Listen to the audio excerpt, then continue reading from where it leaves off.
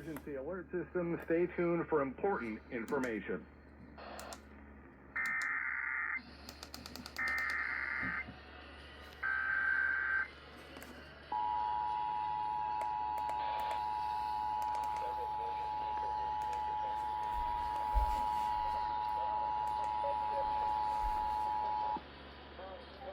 The station is activating the Houston Area Emergency Alert System at the request of the National Weather Service in League City because of a severe thunderstorm warning for north central Brazoria County, and also in Harris County until 11:05 a.m.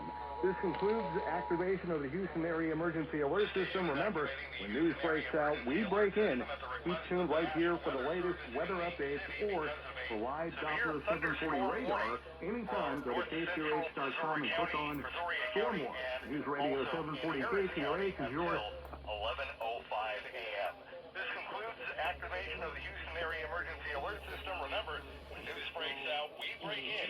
Keep tuned right here for the latest weather updates or for live Doppler 740 radar. Anytime, go to KTRH.com and click on Stormwatch. News Radio 740 KTRH is your official severe weather station.